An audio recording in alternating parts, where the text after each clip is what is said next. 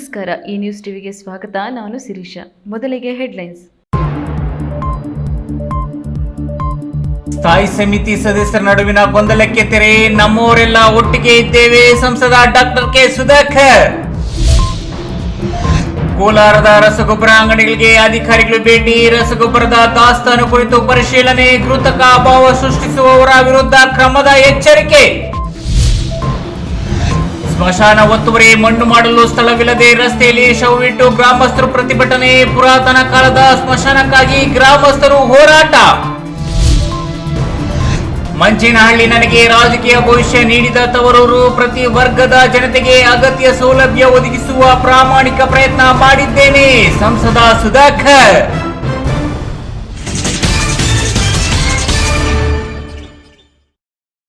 ವಾರ್ತೆಗಳ ವಿವರ.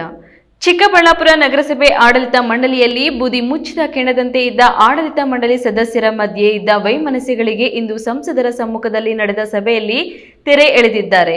ಸ್ಥಾಯಿ ಸಮಿತಿ ಅಧ್ಯಕ್ಷರಾಗಿ 10ನೇ ವಾರ್ಡ್ ಸದಸ್ಯ ಸುಬ್ರಹ್ಮಣ್ಯಾಚಾರಿ ಆಯ್ಕೆಯಾಗುತ್ತಾರೆ. ಇನ್ನು ಅಧ್ಯಕ್ಷ ಗಜೇಂದ್ರ ಮತ್ತು ಮಾಜಿ ಅಧ್ಯಕ್ಷ ಆನಂದಬಾಬು ರೆಡ್ಡಿ ಮಧ್ಯೆ ಇರುವ ಅಲ್ಪ ಸ್ವಲ್ಪ ದ್ವೇಷ ಅಸೂಯೆಗಳು ಸರಿಹೋಗುತ್ತದೆ. ಎಲ್ಲರಿಗೂ ಅಣ್ಣನಾಗಿ ನಾನಿದ್ದೇನೆ, ಸರಿಪಡಿಸುತ್ತೇನೆ ಎಂದು ಡಾಕ್ಟರ್ ಕೆ ಸುಧಾಕರ್ ತಿಳಿಸಿದರು.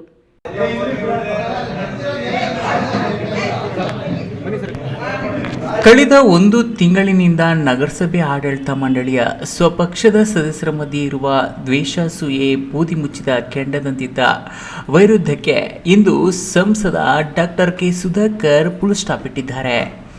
ಸ್ಥಾಯಿ ಸಮಿತಿ ಸದಸ್ಯರ ಮತ್ತು ಅಧ್ಯಕ್ಷರ ಆಯ್ಕೆಗೆ ಅಧ್ಯಕ್ಷ ಗಜೇಂದ್ರ ಮತ್ತು ಮಾಜಿ ಅಧ್ಯಕ್ಷ ಆನಂದ ಬಾಬು ರೆಡ್ಡಿ ತಂಡಗಳ ನಡುವೆ ಜಟಾಪಟಿ ನಡೆದಿತ್ತು. ಅವರೊಂದು ಪಟ್ಟಿ ಇವರೊಂದು ಪಟ್ಟಿ ಹಿಡಿದು ಇಂದು ನಡೆದ ಸಭೆಗೆ ಹಾಜರಾಗಿದ್ದರು. ಸಂಸದರ ಮುಂದೆ ನಡೆದ ಸಭೆಯಲ್ಲಿ ಜೋರು ಚರ್ಚೆ ನಡೆಯಿತು. ಎಲ್ಲ ಬಾಗಿಲುಗಳನ್ನು ಬಂದ್ ಮಾಡಿ ಚರ್ಚೆಗೆ ಕುಳಿತಿದ್ರು. 26ನೇ ವಾರ್ಡ್ ಸದಸ್ಯ ಸತೀಶ್ ತೆಗೆದ ಖ್ಯಾತೆಗೆ ಸಂಸದರ ಮುಂದೆಯೇ ಜಟಾಪಟಿ ಜಗಳಕ್ಕೆ ಮುಂದಾಗಿದ್ರು. ಎಲ್ಲರ ಸಮಸ್ಯೆಗಳನ್ನು ಆಲಿಸಿದ ಡಾಕ್ಟರ್ ಕೆ ಸುಧಾಕರ್ ಅಂತಿಮವಾಗಿ ಸ್ಥಾಯಿ ಸಮಿತಿ ಅಧ್ಯಕ್ಷರನ್ನಾಗಿ 10ನೇ ವಾರ್ಡ್ ಸದಸ್ಯ ಸುಬ್ರಹ್ಮಣ್ಯಾಚಾರಿಯನ್ನು ಆಯ್ಕೆ ಮಾಡುವಂತೆ ಸೂಚಿಸಿದರು. ಮುಂದಿನ ಅಭಿವೃದ್ಧಿ ಚಟುವಟಿಕೆಗಳಿಗೆ ಎಲ್ಲರನ್ನೂ ವಿಶ್ವಾಸಕ್ಕೆ ತೆಗೆದುಕೊಂಡು ಹೋಗುವಂತೆ ಸೂಚಿಸಿದರು ಎನ್ನಲಾಗಿದೆ. ಸಭೆ ಮುಗಿಸಿ ಆಚೆಗೆ ಬಂದ ಡಾಕ್ಟರ್ ಕೆ ಸುಧಾಕರ್ ಮಾಧ್ಯಮಗಳಿಗೆ ಪ್ರತಿಕ್ರಿಯೆ ನೀಡಿ, ಸಣ್ಣ ಪುಟ್ಟ ಗಲಾಟೆಗಳು ನಡೆದಿದೆ, ಅದನ್ನೆಲ್ಲ ನಾನು ಆಲಿಸಿ ಚರ್ಚೆ ಮಾಡಿದ್ದೇನೆ. ಆನಂದ್ ಬಾಬು ರೆಡ್ಡಿ ಕೂಡ ನಮ್ಮವರೇ, ಗಜೇಂದ್ರ ಸಹ ಬಿಜೆಪಿ ಪಕ್ಷದ ಸದಸ್ಯರೇ. ಇಬ್ಬರ ಮಧ್ಯೆ ಕೆಲವು ವಿಚಾರಕ್ಕೆ ವೈಮನಸ್ಸು ಉಂಟಾಗಿರಬಹುದು. ಸರ್ಕಾರದಲ್ಲಿಯೇ ಸಿಎಂ ಡಿಸಿಎಂ ಸಚಿವರ ಮಧ್ಯೆ ದ್ವೇಷಾಸೂಯೆಗಳಿವೆ. ಅಂತಹದ್ರಲ್ಲಿ ನಗರಸಭೆಯಲ್ಲಿ ನಡೆಯೋದು ಏನು ದೊಡ್ಡದಾ ಎಂದು ಕವರ್ ಮಾಡಿದರು. ಈಗ ಡೆಲ್ಲಿಯಿಂದ ಬಂದಿದ್ದೀನಿ, ತೀರ್ಮಾನ ಆಗಿದೆ. ನಾವೆಲ್ಲ ಒಂದು ಪಕ್ಷ, ಒಂದು ಮನೆ ಥರ ಇದ್ದೀವಿ. ಭಿನ್ನಾಭಿಪ್ರಾಯಗಳಿಗೆ ಯಾವುದೇ ಇದೇ ಆಸ್ಪದನೇ ಇಲ್ಲ.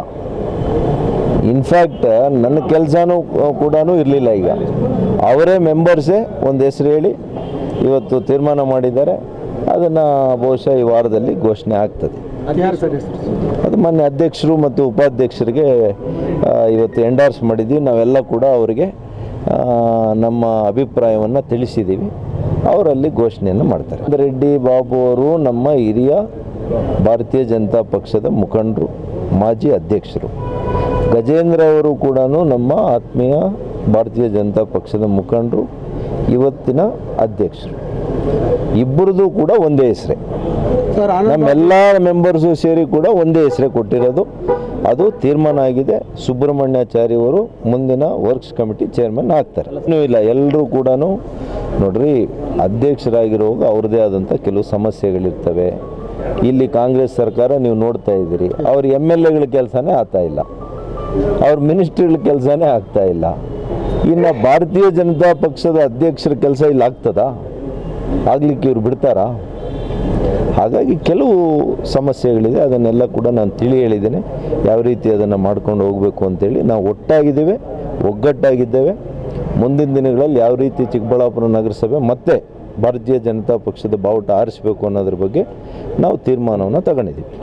ಸಣ್ಣ ಪುಟ್ಟ ವ್ಯತ್ಯಾಸಗಳಿರ್ತವೆ, ಎಲ್ಲ ಸರಿ ಹೋಗ್ತವೆ. ರಾಜಕಾರಣದಲ್ಲಿ ಇವೆಲ್ಲ ಕೂಡ ಸಣ್ಣ ಪುಟ್ಟ ವ್ಯತ್ಯಾಸ ಇರುವಂಥದ್ದು ಸಾಮಾನ್ಯ ಅಲ್ವಾ? ಇವತ್ತಲ್ರಿ ಮುಖ್ಯಮಂತ್ರಿ ಉಪಮುಖ್ಯಮಂತ್ರಿ ಮಧ್ಯೆನೇ ಇಷ್ಟು ನಡೀತಾ ಇದೆ. ನೀವು ಯಾವುದೋ ನಗರಸಭೆದು ಒಂದು ಹೇಳ್ತೀರಲ್ಲ, ಅದರದ್ದು ಹೇಳಿ. ರಾಜ್ಯನೇ ಇವತ್ತು ಅವರಿಬ್ಬರ ಗೊಂದಲದಲ್ಲಿ ಸುಟ್ಟು ಉರಿತಾ ಇದೆ. ಏನಪ್ಪ, ಅದನ್ನು ಕೇಳ್ದಿರ ನೀವು ನಮ್ಮ ನಗರಸಭೆದು ಒಂದು ಸಣ್ಣ ಇಶ್ಯೂನ ಹೇಳ್ತಾ ಇದ್ದೀರಲ್ಲ, ಏನೂ ಆಗಲ್ಲ. ನಾನು ಇದ್ದೀನಿ, ಅವ್ರಿಗೂ ತಿಳಿ ಹೇಳೋ ಕೆಲಸ ಮಾಡ್ತೀನಿ, ಇವ್ರಿಗೂ ತಿಳಿ ಹೇಳೋ ಕೆಲಸ ಮಾಡ್ತೇನೆ. ಒಂದು ಅಣ್ಣನ ಥರ ನಾನು ಎಲ್ರಿಗೂ ಇದ್ದೀನಿ, ಹಾಗಾಗಿ ಏನು ಸಮಸ್ಯೆ ನಮ್ಮಲ್ಲಿ ಆಗಲ್ಲ. ಈ ವೇಳೆ ಅಧ್ಯಕ್ಷ ಗಜೇಂದ್ರ, ಸದಸ್ಯರು ಸಂತೋಷ್, ಅರುಣ್, ಸುಬ್ರಹ್ಮಣ್ಯಾಚಾರಿ, ಮುನಿರಾಜ್, ಅನು ಆನಂದ್, ಕೆವಿ ನವೀನ್ ಕಿರಣ್ ಇತರೆ ಮುಖಂಡರು ಹಾಜರಿದ್ದರು. ಕ್ಯಾಮ್ರಾ ಪರ್ಸನ್ ಅಶೋಕ್ ಜೊತೆ KS Narayanaswamy, news TV, Chikkaballapur. Kolar ನಗರದಲ್ಲಿನ ವಿವಿಧ ರಸಗೊಬ್ಬರ ಅಂಗಡಿಗಳಿಗೆ ಅಧಿಕಾರಿಗಳು ಭೇಟಿ ನೀಡಿ ದಾಸ್ತಾನು ಕುರಿತು ಪರಿಶೀಲನೆ ನಡೆಸಿದ್ರು. ರೈತರ ಬೇಡಿಕೆಗೆ ತಕ್ಕಂತೆ ಗೊಬ್ಬರ ನೀಡಬೇಕು, ನಿಗದಿತ ದರಕ್ಕಿಂತ ಹೆಚ್ಚು ಹಣ ವಸೂಲಿ ಮಾಡಿದರೆ ಕ್ರಮಕ್ಕೆ ಒಳಗಾಗಬೇಕಾಗುತ್ತದೆ ಎಂದು ಕೃಷಿ ಇಲಾಖೆ ಜಂಟಿ ನಿರ್ದೇಶಕಿ ಸುಮಾ ಅಂಗಡಿ ಮಾಲೀಕರಿಗೆ ಎಚ್ಚರಿಕೆ ನೀಡಿದರು. ಕೋಲಾರದ ಕೃಷಿ ಇಲಾಖೆ, ಪೊಲೀಸ್ ಹಾಗೂ ಕಂದಾಯ ಇಲಾಖೆಯ ಅಧಿಕಾರಿಗಳು ಟಿಎಪಿಸಿಎಂಎಸ್, ಮಾರುತಿ, ಬಾಲಾಜಿ ಸೇರಿದಂತೆ ಹಲವು ಅಂಗಡಿ ಗೋಡೌನ್ಗಳಿಗೆ ಭೇಟಿ ನೀಡಿ ವೀಕ್ಷಣೆ ಮಾಡಿದರು. ಡಿಎಪಿ, ಯೂರಿಯಾ ಹಾಗೂ ಇತರೆ ರಸಗೊಬ್ಬರ ದಾಸ್ತಾನು ಕುರಿತು ಮಾಹಿತಿ ಪಡೆದುಕೊಂಡರು. ರೈತರ ಬೇಡಿಕೆಗೆ ತಕ್ಕಂತೆ ಗೊಬ್ಬರ ನೀಡಬೇಕು, ನಿಗದಿತ ದರಕ್ಕಿಂತ ಹೆಚ್ಚು ಹಣ ವಸೂಲಿ ಮಾಡಿದರೆ ಕ್ರಮಕ್ಕೆ ಒಳಗಾಗಬೇಕಾಗುತ್ತದೆ ಎಂದು ಕೃಷಿ ಇಲಾಖೆ ಜಂಟಿ ನಿರ್ದೇಶಕಿ ಸುಮಾ ಅಂಗಡಿ ಮಾಲೀಕರಿಗೆ ಎಚ್ಚರಿಕೆ ನೀಡಿದರು. ಮಳೆಗಾಲ ಶುರುವಾಗಿದ್ದು ರಸಗೊಬ್ಬರಕ್ಕೆ ಬೇಡಿಕೆ ಹೆಚ್ಚಾಗುತ್ತಿದೆ. ದಾಸ್ತಾನು ಇದ್ದರೂ ಸಹ ರೈತರಿಗೆ ಗೊಬ್ಬರದ ಕೃತಕ ಅಭಾವ ಸೃಷ್ಟಿಸಬಾರದು. ವರ್ಷದಲ್ಲಿ ಮುಂಗಾರು ಹಂಗಾಮಿನಲ್ಲಿ ಹೆಚ್ಚು ಬೇಡಿಕೆ ಬರಬಹುದು. ಇದಕ್ಕೆ ಅಂಗಡಿ ಮಾಲೀಕರು ಸಹಕರಿಸಬೇಕು ಎಂದು ಸಲಹೆ ನೀಡಿದರು. ಇಲಾಖಾಧಿಕಾರಿಗಳು ಆಗಾಗ ಅಂಗಡಿಗಳಿಗೆ ಭೇಟಿ ನೀಡಲಿದ್ದಾರೆ. ರೈತರಿಂದ ಯಾವುದೇ ರೀತಿ ದೂರು ಕೇಳಿ ಬಂದರೂ ಸುಮ್ಮನಿರುವುದಿಲ್ಲ ಎಂದು ಎಚ್ಚರಿಸಿದರು.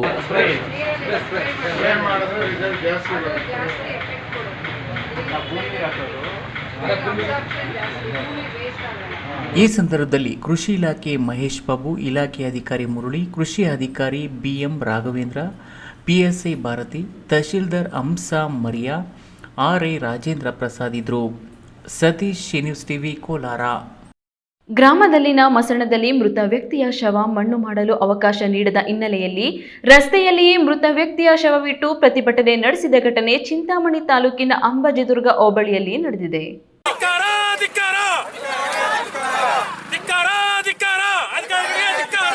ಚಿಂತಾಮಣಿ ತಾಲೂಕಿನ ರಂಗೇನಹಳ್ಳಿ ಗ್ರಾಮದ 60 ವರ್ಷದ ಕೊಂಡಪ್ಪ ಎಂಬುವರು ಶುಕ್ರವಾರ ಅನಾರೋಗ್ಯ ಕಾರಣದಿಂದ ಮೃತಪಟ್ಟಿದ್ದು, ಸದರಿ ಗ್ರಾಮದ ಸರ್ವೆ ನಂಬರ್ 8ರಲ್ಲಿ ಪುರಾತನ ಕಾಲದಿಂದಲೂ ಗ್ರಾಮದಲ್ಲಿ ಯಾರಾದರೂ ಮೃತಪಟ್ಟರೆ ಅಲ್ಲಿಯೇ ಮಣ್ಣು ಮಾಡಲಾಗುತ್ತಿತ್ತು. ಆದರೆ ಕೆಲ ದಿನಗಳಿಂದ ಆ ಜಮೀನಿನಲ್ಲಿ ಬೇರೆ ವ್ಯಕ್ತಿಗಳು ಸ್ಮಶಾನವನ್ನು ಒತ್ತುವರಿ ಮಾಡಿಕೊಂಡಿರುವ ಆರೋಪದ ಹಿನ್ನೆಲೆಯಲ್ಲಿ ಮೃತ ವ್ಯಕ್ತಿ ಶವ ಮಣ್ಣು ಮಾಡಲು ಜಾಗವಿಲ್ಲದ ಕಾರಣ ಸದರಿ ಜಮೀನಿನಲ್ಲಿಯೇ ಮಣ್ಣು ಮಾಡಲು ಗುಣಿಯಾಗಿಲು ಹೋದಾಗ ಕೆಲ ವ್ಯಕ್ತಿಗಳು ಅಡ್ಡಿಪಡಿಸಿದ ಕಾರಣ ಕಂದಾಯ ಇಲಾಖೆಯ ಅಧಿಕಾರಿಗಳು, ಭೂಮಾಪನ ಇಲಾಖೆಯ ಅಧಿಕಾರಿಗಳೊಂದಿಗೆ ಪೊಲೀಸರು ಸೂಕ್ತ ಬಂದೋಬಸ್ತ್ನಲ್ಲಿ ಸ್ಥಳಕ್ಕೆ ಬಂದು ಸ್ಮಶಾನ ಜಾಗ ಗುರುತಿಸಿಕೊಡುವ ಕಾರಣಕ್ಕೆ ಸರ್ವೆ ಕಾರ್ಯ ನಡೆಸಿದರು. ಅಲ್ಲದೆ ಸ್ಥಳಕ್ಕೆ ಕಂದಾಯ ಇಲಾಖೆಯ ಅಧಿಕಾರಿಗಳು ರವೀಶ್, ನರಸಿಂಹಮೂರ್ತಿ ಬಂದು ಕಾನೂನು ರೀತಿಯಲ್ಲಿ ಸ್ಮಶಾನ ಜಾಗ ಎಲ್ಲಿ ಬರುತ್ತೆ ಅಲ್ಲಿ ಗುರುತಿಸಿಕೊಡುತ್ತೇವೆ ಎಂದು ಹೇಳಿದ್ರು. ಗ್ರಾಮದವರು ಅವರ ಮಾತಿಗೆ ಒಪ್ಪಲಿಲ್ಲ.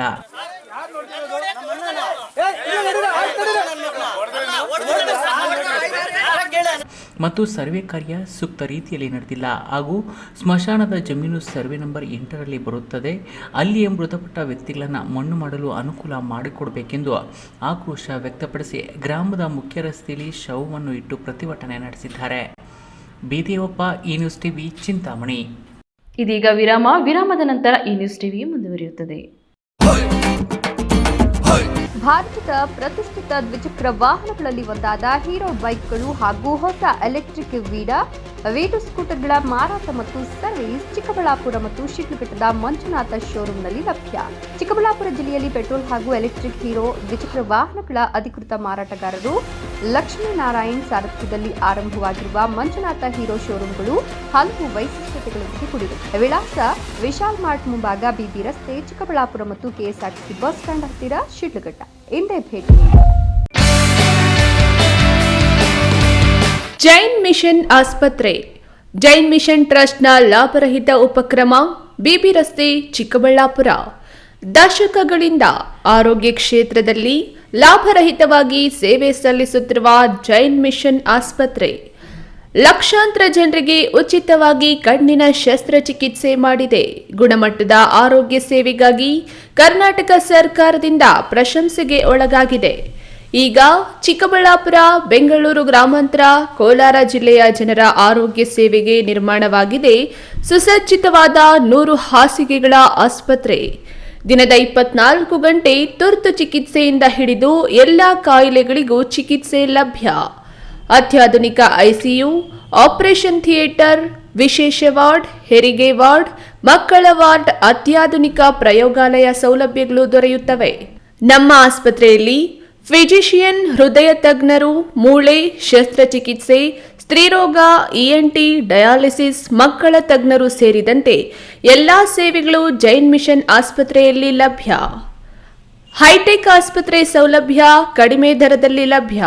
ಲಾಭ ಮಾಡುವುದು ನಮ್ಮ ಸಂಸ್ಥೆಯ ಉದ್ದೇಶವಲ್ಲ, ಆರೋಗ್ಯ ಸೇವೆ ನಮ್ಮ ಗುರಿ.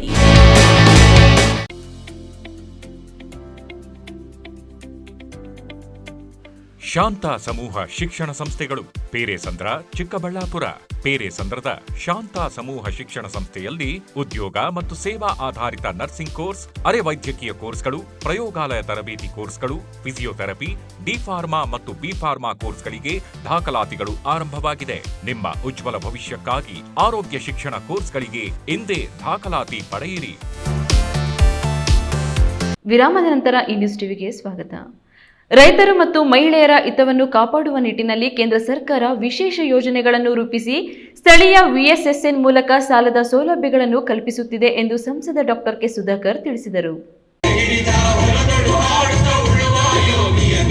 ಮಂಚೇನಹಳ್ಳಿ ತಾಲೂಕಿನ ಜರಬಂಡಹಳ್ಳಿಯಲ್ಲಿ ಶನಿವಾರ ಜರಬಂಡಹಳ್ಳಿ ವಿವಿಧೋದ್ದೇಶ ಗ್ರಾಮೀಣ ಕೃಷಿ ಸಹಕಾರ ಸಂಘ, ನಬಾರ್ಡ್ ಹಾಗೂ ಕೋಲಾರ ಮತ್ತು ಚಿಕ್ಕಬಳ್ಳಾಪುರ ಜಿಲ್ಲಾ ಸಹಕಾರ ಕೇಂದ್ರ ಬ್ಯಾಂಕ್ ವತಿಯಿಂದ ಎಂಎಸ್ಸಿ ಯೋಜನೆಯಡಿಯಲ್ಲಿ ನಿರ್ಮಿಸಿರುವ ನೂತನ ಗೋದಾಮು ಕಟ್ಟಡವನ್ನು ಸಂಸದ ಡಾಕ್ಟರ್ ಕೆ ಸುಧಾಕರ್ ಅವರು ಉದ್ಘಾಟನೆ ಮಾಡಿದರು.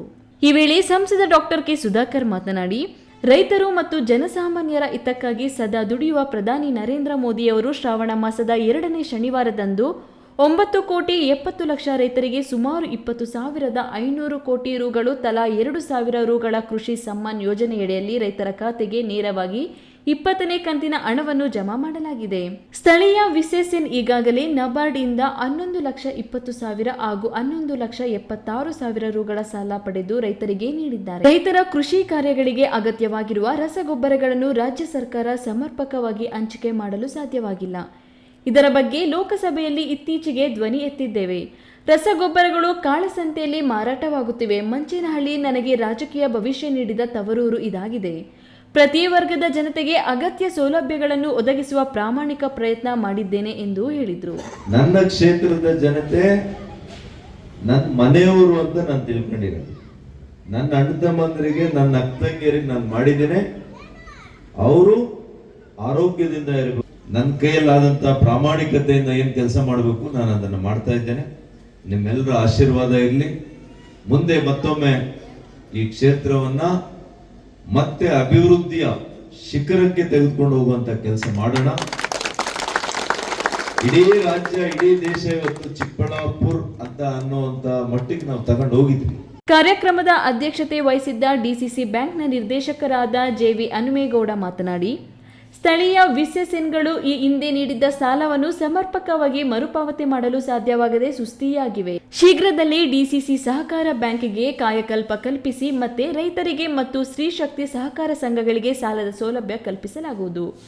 ಡಾಕ್ಟರ್ ಕೆ ಸುಧಾಕರ್ ಅವರು ರಾಜ್ಯ ಸರ್ಕಾರದ ಮೇಲೆ ಒತ್ತಡ ಏರಿ ಮಂಚೇನಹಳ್ಳಿಯನ್ನು ನೂತನ ತಾಲೂಕನ್ನಾಗಿ ಮಾಡಿದ ಪ್ರತಿಫಲವಾಗಿ ಈ ಭಾಗಕ್ಕೆ ಡಿಸಿಸಿ ಬ್ಯಾಂಕಿನ ಒಬ್ಬ ನಿರ್ದೇಶಕರನ್ನಾಗಿ ಆಯ್ಕೆಯಾಗಲು ಸಹಕಾರಿಯಾಗಿದೆ ಎಂದರು. ಕಾರ್ಯಕ್ರಮದಲ್ಲಿ ಡಿಸಿಸಿ ಬ್ಯಾಂಕ್ ವ್ಯವಸ್ಥಾಪಕರಾದ ಮಹಮ್ಮದ್ ಅಸ್ಲಾಂ, ಮೇಲ್ವಿಚಾರಕರಾದ ಚಂದ್ರಶೇಖರ್, ಮುಖಂಡರಾದ doctor K Prabha Narayanagowda, Siddappa, J Subbarao, Babu, Thirumalesh, Krishnappa, Narayanappa, Venu, ಸ್ಥಳೀಯ ವಿಎಸ್ಎಸ್ಎನ್ ಕಾರ್ಯದರ್ಶಿ ಸಂದೀಪ್ ಸೇರಿದಂತೆ ಇತರರು ಭಾಗವಹಿಸಿದ್ರು. ಚೇತನ್, ಈ ನ್ಯೂಸ್ ಟಿವಿ, ಮಂಚೇನಹಳ್ಳಿ.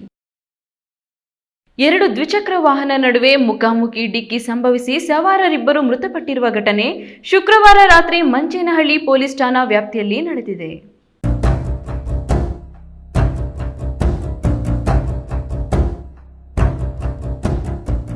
ಗೌರಿಬಿದನೂರು ನಗರದ ಹೊರವಲಯದಲ್ಲಿರುವ ಬರ್ಜಾನಕುಂಟೆ ಗೇಟ್ ಬಳಿ 2 ದ್ವಿಚಕ್ರ ವಾಹನಗಳ ನಡುವೆ ಮುಖಾಮುಖಿ ಡಿಕ್ಕಿ ಸಂಭವಿಸಿ ಗೌರಿಬಿದನೂರು ನಗರದ ವಿನಾಯಕ ನಗರ ನಿವಾಸಿ 27 ವರ್ಷದ ಹರ್ಷ ಹಾಗೂ ಕಲ್ಲಿನಾಯಕನಹಳ್ಳಿ ಗ್ರಾಮದ 28 ವರ್ಷದ ಲಂಕೇಶ್ ಮೃತಪಟ್ಟ ದುರ್ದೈವಿಗಳಾಗಿದ್ದಾರೆ. ಬೆಂಗಳೂರು ಕಡೆಯಿಂದ ಗೌರಿಬಿದನೂರಿಗೆ ಬರುತ್ತಿದ್ದ ಬೈಕ್ಗೆ ಮತ್ತೊಂದು ಬೈಕ್ ಮುಖಾಮುಖಿ ಡಿಕ್ಕಿ ಹೊಡೆದಿದೆ. ಪರಿಣಾಮ ಸ್ಥಳದಲ್ಲಿ ಹರ್ಷ ಮತ್ತು ಲಂಕೇಶ್ ಮೃತಪಟ್ಟಿದ್ದು, ಹರ್ಷ ಜೊತೆ ದ್ವಿಚಕ್ರ ವಾಹನದ ಹಿಂಬದಿ ಸೀಟ್ನಲ್ಲಿ ಕುಳಿತಿದ್ದ ದೀಪಕ್ ಎಂಬುವವರಿಗೆ ತೀವ್ರ ಗಾಯಗಳಾಗಿದ್ದು, ಹೆಚ್ಚಿನ ಚಿಕಿತ್ಸೆಗೆ ಬೆಂಗಳೂರಿಗೆ ರವಾನಿಸಲಾಗಿದೆ. ಸ್ಥಳಕ್ಕೆ ಮಂಚೇನಹಳ್ಳಿ ಪೊಲೀಸರು ಭೇಟಿ ನೀಡಿ ಪರಿಶೀಲನೆ ನಡೆಸಿ ಪ್ರಕರಣ ದಾಖಲಿಸಿಕೊಂಡಿದ್ದಾರೆ. ಪ್ರದೀಪ್, ಈ news TV, Gauribidanur. Indian oil ಕಾರ್ಪೊರೇಷನ್ನ ಸಾಮಾಜಿಕ ಭದ್ರತಾ ಠೇವಣಿಯ 1,07,00,000 ರು ವೆಚ್ಚದಲ್ಲಿ ಶಾಲಾ ಕಟ್ಟಡ ಕಟ್ಟಿಕೊಡಲಾಗುತ್ತದೆ ಎಂದು ಸಚಿವ ಕೆಎಚ್ ಮುನಿಯಪ್ಪ ಹೇಳಿದರು.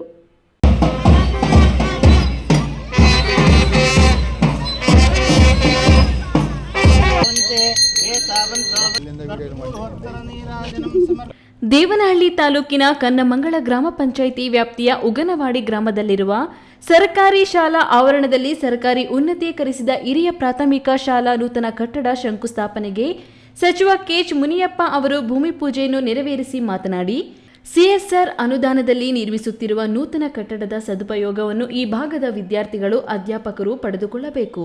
1 ವರ್ಷದೊಳಗೆ ಕಟ್ಟಡ ಕಾಮಗಾರಿ ನೆರವೇರಲಿದೆ. ಉದ್ಘಾಟನೆಗೆ ನಾನೇ ಬರುತ್ತೇನೆ. ಎಲ್ಲರಿಗೂ ಶುಭವಾಗಲೆಂದು ಹಾರೈಸಿದ್ರು. 7 ಲಕ್ಷದಲ್ಲಿ ಇವತ್ತು ಈ ಗ್ರಾಮಕ್ಕೆ ಕಟ್ಟಿಕೊಡ್ತಾ ಇದ್ದಾರೆ. ಇಂಡಿಯನ್ ಆಯಿಲ್ ಕಾರ್ಪೊರೇಷನ್ಗೆ ಧನ್ಯವಾದಗಳನ್ನು ತಿಳಿಸೋಣ. ಸದುಪಯೋಗ ಮಾಡಿಕೊಳ್ಳ್ರಿ. ಅಧ್ಯಾಪಕ ವೃಂದದವರೆಲ್ಲ ಇದ್ದಾರೆ, ಮಕ್ಕಳಿದ್ದಾರೆ.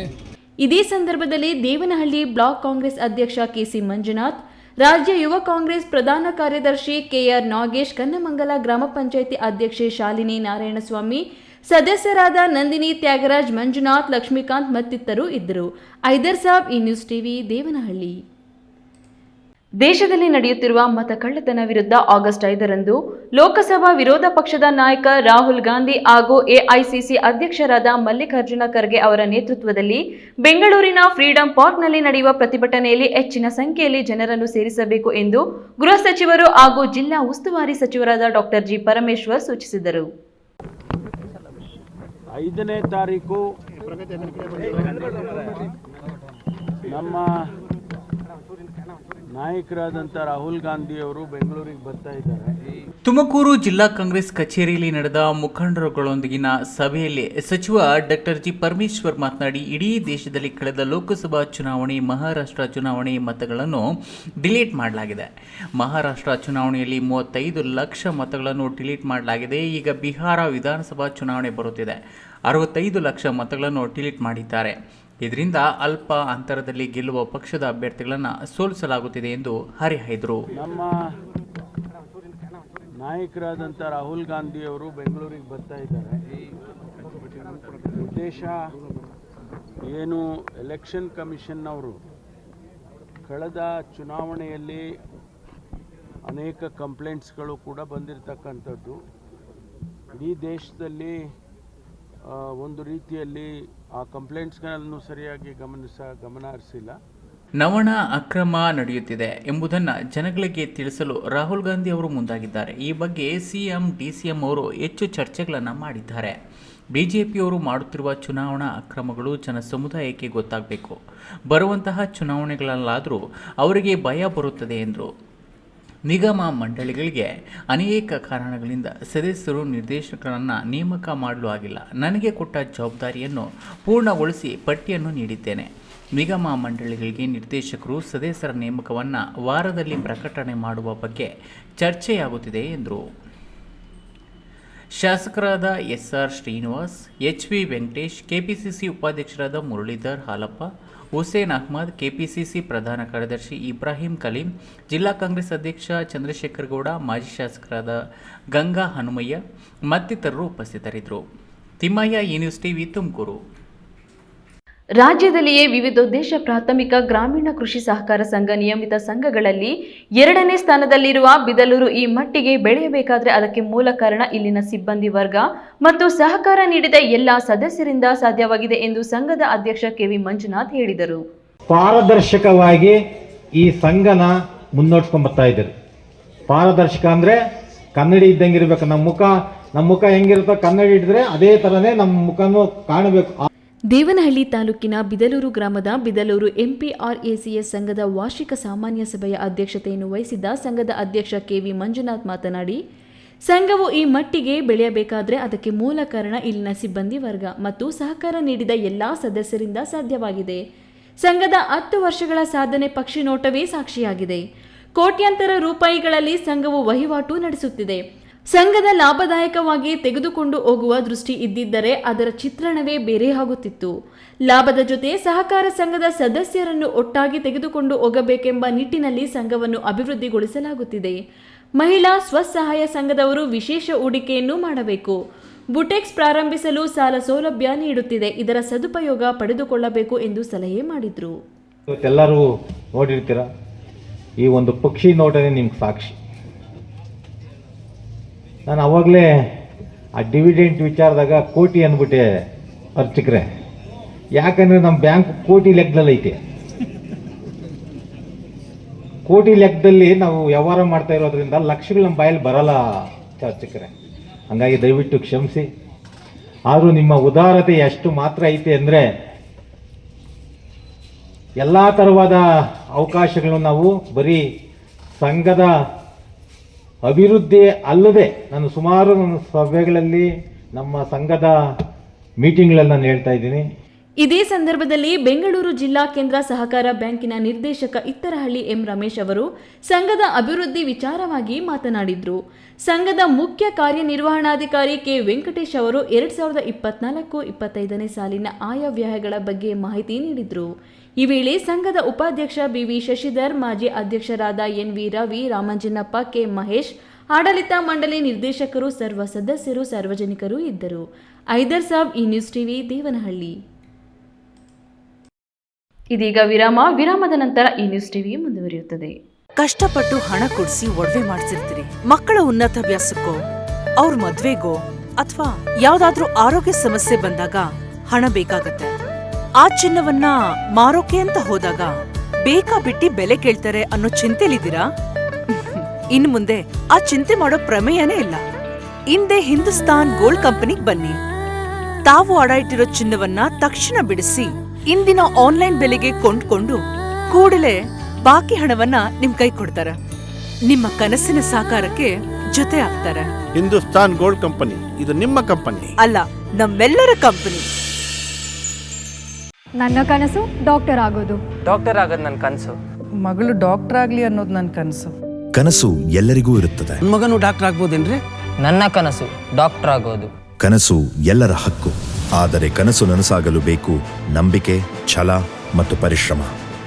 Neat academy. ವಿರಾಮದ ನಂತರ ಈ ನ್ಯೂಸ್ ಟಿವಿಗೆ ಸ್ವಾಗತ. ಇದೀಗ ಸಂಕ್ಷಿಪ್ತ ಸುದ್ದಿಗಳು.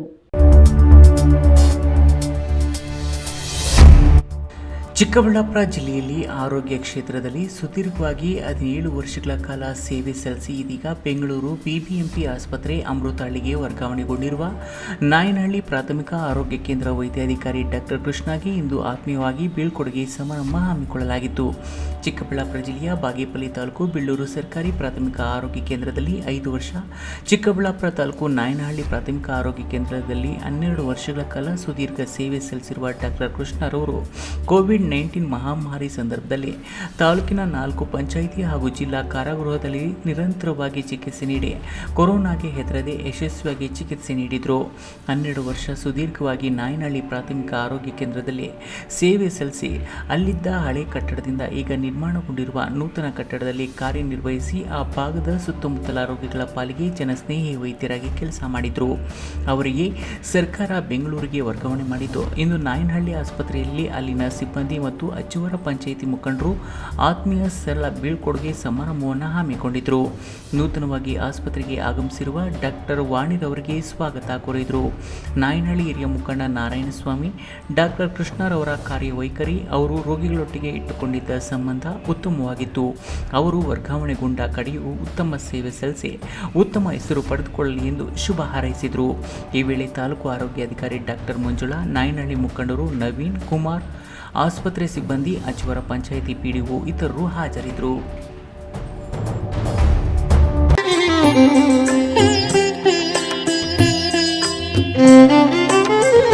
ದೇವನಹಳ್ಳಿ ತಾಲೂಕಿನ ಬೈಚಾಪುರ ಗ್ರಾಮದ ಸುಮಾರು 300 ವರ್ಷಗಳ ಇತಿಹಾಸವಿರುವ ಶ್ರೀ ಸಂಜೀವರಾಯ ಸ್ವಾಮಿ ದೇವಾಲಯದಲ್ಲಿ 33ನೇ ವರ್ಷದ ಪರುವು ಹಾಗೂ ವಿಶೇಷ ಪೂಜಾ ಮಹೋತ್ಸವ ಬಹಳ ವಿಜೃಂಭಣೆಯಿಂದ ನೆರವೇರಿತು.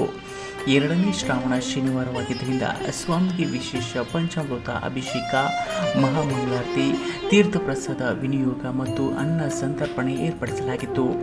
ಭಕ್ತಾದಿಗಳು ಸ್ವಾಮಿ ದರ್ಶನ ಪಡೆದು ಪುನೀತರಾದರು. ಬೈಚಾಪುರ ಗ್ರಾಮ ಸೇರಿದಂತೆ ಸುತ್ತಮುತ್ತಲಿನ 11 ಹಳ್ಳಿಗಳ ಭಕ್ತಾದಿಗಳು ದೇಗುಲ ಸನ್ನಿಧಾನಕ್ಕೆ ಆಗಮಿಸಿ ಸ್ವಾಮಿಗೆ ನಡೆದ ವಿಶೇಷ ಪೂಜೆಯಲ್ಲಿ ಭಾಗಿಯಾದರು. ಇದೇ ಸಂದರ್ಭದಲ್ಲಿ ಗಾಯನ ತಂಡದಿಂದ ದೇವರ ಭಕ್ತಿ ಗೀತೆಗಳು ಮತ್ತು ಭಜನೆ ಹಮ್ಮಿಕೊಳ್ಳಲಾಗಿತ್ತು. ಬರುವ ಭಕ್ತಾದಿಗಳಿಗೆ ಅನ್ನ ಸಂತರ್ಪಣೆಯಲ್ಲಿ ವಿಶೇಷ ಭೋಜನದ ವ್ಯವಸ್ಥೆ ಮಾಡಲಾಗಿತ್ತು. ಗ್ರಾಮಸ್ಥರೆಲ್ಲರೂ ಒಗ್ಗೂಡಿ ಸ್ವಾಮಿಯ ಪೂಜಾ ಕೈಂಕರ್ಯಗಳನ್ನು ಶ್ರದ್ಧಾ ಭಕ್ತಿಯಿಂದ ನೆರವೇರಿಸಿದರು.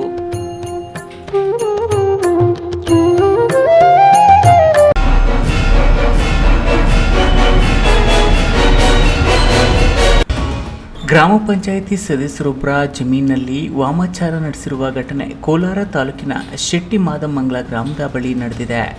ಗ್ರಾಮ ಪಂಚಾಯಿತಿ ಸದಸ್ಯ ಶೆಟ್ಟಿ ಮಾದಮಂಗಲದ ನಾಗರಾಜ್ ಎಂಬುವರಿಗೆ ಸೇರಿದ ಜಮೀನಿನಲ್ಲಿ ದೊಡ್ಡ ಮಟ್ಟದ ವಾಮಾಚಾರ ಕಂಡುಬಂದಿದ್ದು ಆತಂಕವನ್ನು ಉಂಟು ಮಾಡಿದೆ. ಗ್ರಾಮದ ಹೊರವಲಯದ ಕೋಲಾರ ಚಿಂತಾಮಣಿ ಮುಖ್ಯ ರಸ್ತೆಗೆ ಇರುವ ಜಮೀನಿನಲ್ಲಿ ಶುಕ್ರವಾರ ರಾತ್ರಿ ವಾಮಾಚಾರ ನಡೆಸಲಾಗಿದ್ದು, ಶನಿವಾರ ಬೆಳಗ್ಗೆ ಎಂದಿನಂತೆ ಜಮೀನಿನ ಕಡೆಗೆ ನಾಗರಾಜ್ ಅವರು ತೆರಳಿದಾಗ ನೋಡಿದ್ದಾರೆ. ಬಳಿಕ ಗ್ರಾಮಸ್ಥರು ಸುತ್ತಮುತ್ತಲ ಗ್ರಾಮಸ್ಥರಿಗೆ ಮಾಹಿತಿ ನೀಡಿದ್ದಾರೆ. ಬಳಿಕ ಪರಿಶೀಲನೆಗಾಗಿ ಕಪ್ಪು ಕೋಳಿಯನ್ನು ಹಲವು ವಸ್ತುಗಳೊಂದಿಗೆ ಮರದಲ್ಲಿ ನೇತು ಹಾಕಲಾಗಿತ್ತು. ಅಲ್ಲದೆ ನಿಂಬೆಹಣ್ಣು, ವಿಭೂತಿ, ಬಿಲ್ವಪತ್ರೆಕಾಯಿ, ಕೋಳಿ ಮೊಟ್ಟೆ, ಕಂಚಿನ ಪ್ಲೇಟ್ನಲ್ಲಿ ಹೆಸರುಗಳು, ಗುಂಡು ಸೂಜಿ, ಚಪ್ಪಲಿ ಮೊಳೆಗಳು ಸೇರಿದಂತೆ ಸುಮಾರು 40ರಿಂದ 50 ವಸ್ತುಗಳನ್ನು ಒಳಗೊಂಡಂತೆ ದೊಡ್ಡ ಮಟ್ಟದಲ್ಲಿಯೇ ವಾಮಾಚಾರ ಮಾಡಲಾಗಿದ್ದು ಆತಂಕವನ್ನು ಉಂಟು ಮಾಡಿದೆ. ಬಳಿಕ ಶೆಟ್ಟಿ ಮಾದಮಂಗಲದ ವ್ಯಕ್ತಿಯೊಬ್ಬರನ್ನು ಸ್ಥಳಕ್ಕೆ ಕರೆಯಿಸಿ ಪೂಜೆ ಮಾಡಿಸಿ ವಸ್ತುಗಳನ್ನು ಬೆಂಕಿಗೆ ಹಾಕಿ ಸುಟ್ಟು ಹಾಕಿದ್ದು ಮರದಲ್ಲಿ ನೇತಾಕಿದ್ದ ಜೀವಂತ ಕೋಳಿಯನ್ನು ಬಿಟ್ಟಿದ್ದಾರೆ. ಒಟ್ಟಾರೆಯಾಗಿ ಕೋಲಾರ ಚಿಂತಾಮಣಿ ಮುಖ್ಯ ರಸ್ತೆಯಲ್ಲಿ ಗ್ರಾಮ ಪಂಚಾಯಿತಿ ಸದಸ್ಯರ ಜಮೀನಿನಲ್ಲಿ ಈ ರೀತಿ ದೊಡ್ಡ ಪ್ರಮಾಣದಲ್ಲಿ ವಾಮಾಚಾರ ಮಾಡಿರುವುದು ಜನರಲ್ಲಿ ಆತಂಕ ಉಂಟು ಮಾಡಿದ್ದು, ಯಾರು ಈ ಕೃತ್ಯ ಎಸಗಿರಬಹುದು ಎನ್ನುವ ಚರ್ಚೆ ಕುತೂಹಲಕಾರಿಯಾಗಿ ಹರಿದಾಡುತ್ತಿದೆ. ಕೊನೆಯದಾಗಿ ಮತ್ತೊಮ್ಮೆ ಹೆಡ್ಲೈನ್ಸ್. ಸ್ಥಾಯಿ ಸಮಿತಿ ಸದಸ್ಯರ ನಡುವಿನ ಗೊಂದಲಕ್ಕೆ ತೆರೆ, ನಮ್ಮವರೆಲ್ಲ ಒಟ್ಟಿಗೆ ಇದ್ದೇವೆ, ಸಂಸದ ಡಾಕ್ಟರ್ ಕೆ ಸುಧಾಕರ್. ಕೋಲಾರದ ರಸಗೊಬ್ಬರ ಅಂಗಡಿಗಳಿಗೆ ಅಧಿಕಾರಿಗಳು ಭೇಟಿ, ರಸಗೊಬ್ಬರದ ದಾಸ್ತಾನು ಕುರಿತು ಪರಿಶೀಲನೆ, ಕೃತಕ ಅಭಾವ ಸೃಷ್ಟಿಸುವವರ ವಿರುದ್ಧ ಕ್ರಮದ ಎಚ್ಚರಿಕೆ. ಸ್ಮಶಾನ ಒತ್ತುವರಿ ಮಣ್ಣು ಮಾಡಲು ಸ್ಥಳವಿಲ್ಲದೆ ರಸ್ತೆಯಲ್ಲಿ ಶವವಿಟ್ಟು ಗ್ರಾಮಸ್ಥರು ಪ್ರತಿಭಟನೆ, ಪುರಾತನ ಕಾಲದ ಸ್ಮಶಾನಕ್ಕಾಗಿ ಗ್ರಾಮಸ್ಥರು ಹೋರಾಟ. ಮಂಚೇನಹಳ್ಳಿ ನನಗೆ ರಾಜಕೀಯ ಭವಿಷ್ಯ ನೀಡಿದ ತವರೂರು, ಪ್ರತಿ ವರ್ಗದ ಜನತೆಗೆ ಅಗತ್ಯ ಸೌಲಭ್ಯ ಒದಗಿಸುವ ಪ್ರಾಮಾಣಿಕ ಪ್ರಯತ್ನ ಮಾಡಿದ್ದೇನೆ, ಸಂಸದ ಸುಧಾಕರ್. ದಿನನಿತ್ಯದ ಸುದ್ದಿ ಸ್ವಾರಸ್ಯಕ್ಕಾಗಿ ತಪ್ಪದೆ ವೀಕ್ಷಿಸಿ ಈ ನ್ಯೂಸ್ ಟಿವಿ.